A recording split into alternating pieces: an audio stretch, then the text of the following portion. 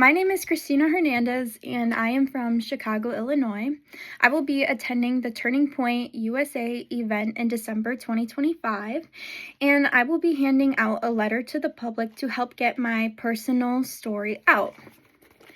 My letter is addressed to President Donald J. Trump, the FBI, Erika Kirk, and Turning Point USA. I'm reading it aloud so the public can hear what's being done and what we are fighting for. You intended to harm me, but God intended it for good, to save many lives. Genesis 50, verse 20. She was targeted as a child. She became a witness. Now she leads the law. Christina Hernandez. This letter is addressed to President Donald J. Trump, the FBI, Erika Kirk, and Turning Point USA. I am asking every speaker, every witness, and every American to help deliver it. Post it, share it, hand it to them, make it go viral. My OCR case number is 05-25-2408. Illinois Board of Nursing case number is 2025-10586. And my federal complaint number is 1:25-CV-10692, filed with no seal. This complaint should be publicly accessible. It is archived on our public testimony channels, including Linktree, because this is being covered up. They stole my future. I was a nursing student at DePaul University. The president, Robert Manuel, head of nursing, Dr. Stephanie Bird, dean of students, Ellen Fingado, and Professor Angel Boutron, and many others inside and outside the nursing program took bribes early in my education to illegally dismiss me. I was harassed throughout my time at school. I filed active complaints with the Department of Education and the Illinois Board of Nursing. They did not help me. Attorney Stephen Worthington disappeared. We heard from him twice in 6 months.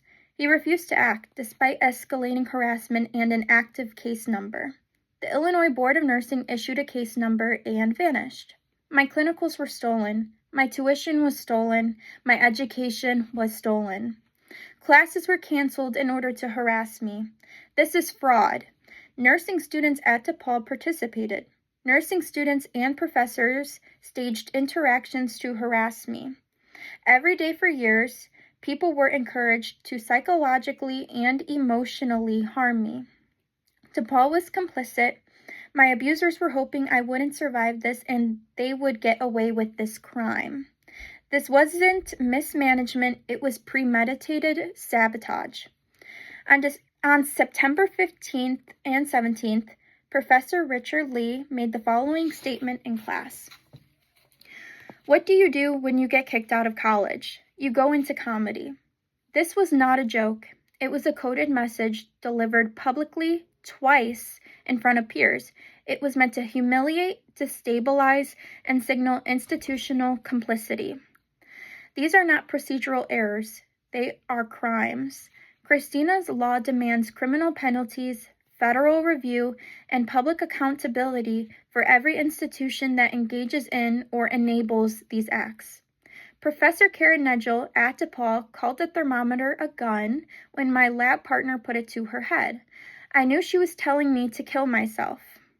Another student at DePaul wrote, "Either live or die," and "purple your choice" on my lab.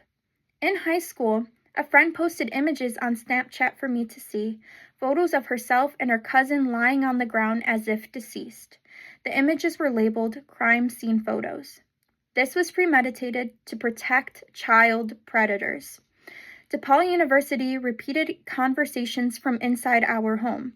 That happened because my mother's workplace, Gunty and McCarthy, located in Chicago, used their IT vendor, Empist, headquartered in Chicago, to cyberstalk us for almost a decade. We had no knowledge. We did not consent. I was a child when this started. That is why they are desperate to keep it silent. They didn't just listen. They recorded, repeated, and weaponized our private lives. I wasn't the only child exploited. There's more to this, and it is being covered up. My private information, including grades, medical details, and emails with DePaul staff, is being shared with students and the public. Family members started this. My grammar school, St. John Fisher, participated. So did my high school, Mother Macaulay. Our cell phone usernames and passwords keep getting accessed, even though my mother and I are on separate plans. We know someone through our T-Mobile provider is allowing it, and we have reason to believe the CEO is complicit. An Apple employee confirmed our phones were hacked. When we asked T-Mobile to investigate, the harassment continued in real time. The CEO provided 2 leads to help: Nikia Wills and Elise Rivas. They did not help. They coordinated the harassment. Someone or multiple people with money are funding this crime. They targeted every institution we contacted for help. Those institutions have been complicit. We have the emails. We even reached out to the Indiana and Michigan Board of Nursing. They refused to help. The Chicago FBI field office will not allow us to speak to an agent. Officers Ramos and Wade were complicit. So were many police officers and sergeants. The goal was to economically destabilize us. The plan was to remove me in my 3rd year. On September 11, 2025, my 2nd day back at school, I was targeted by Ellen Fingato and Stephanie Bird. I had only attended 1 full day of class. The next day, I didn't even have school. That's how quickly they moved to isolate and destabilize me. This date was not random, it was symbolic. September 11th was chosen deliberately, echoing the destruction of the Twin Towers. In our amended emergency motion for protective oversight filed on September 13, 2025, we documented this. With September 11th approaching, the message was unmistakable. You will be destroyed like the Twin Towers. The reference to twins was not innocent. It was predictive retaliation tied to the judge's alleged NDA and bribe acceptance. On October 7, 2025, I was illegally dismissed from the nursing program. They had nothing on me. They fabricated paperwork and told me to sign. I refused to sign to legitimize their misconduct. Investigate this and you will see. We've been threatened, stalked, animals were killed and left on our property on my birthday. My mother and I filed a lawsuit in the Northern District of Illinois. We requested no seal on the complaint in pursuit of Christina's law. The judge sealed it anyway. Our motions for a temporary restraining order and FBI involvement were denied. Judge Thomas M. Durkin and Judge Sunil R. Harjani took a bribe.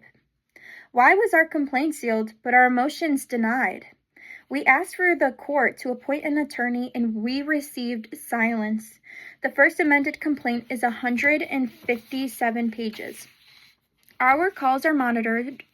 Our messages are blocked. We have to do everything on our own.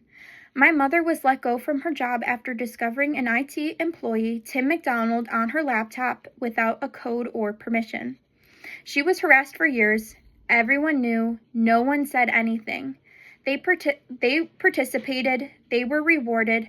Her departure was planned. Follow the evidence. When my mother told one of the partners she would get into the FBI building, her car window was smashed the next day. There is so much more to write, but I can't fit it all in one letter. I want to get my story out. The public has a right to know what is being done to children, to survivors, and to the soul of our country. And I want to do that with you, President Donald J. Trump, the FBI, Erika Kirk, and Turning Point USA. This is not just a story, it is a federal emergency.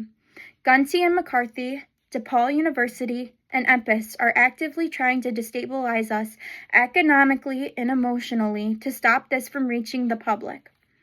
Please visit the links below to access Christina's testimony, legislative blueprint, and public documentation. My YouTube channel is Christina Law 2026. Linktree is Linktree Christina Hernandez 2026. Instagram, Christina Law 2026, TikTok, Christina Law 2026, and email Christina Hernandez 2026@gmail.com. Visibility is protection. Silence helps the abusers. With deep respect and unwavering hope, Christina Hernandez, survivor, federal complainant, nursing student, architect of Christina's Law, public witness, Chicago, Illinois. This is not just a story, it is a federal emergency. Gunty and McCarthy, DePaul University, and Empist are actively trying to destabilize us economically and emotionally to stop this from reaching the public. Please visit my public testimony channels. Visibility is protection. Silence helps the abusers. With deep respect and unwavering hope, this is Christina's Law.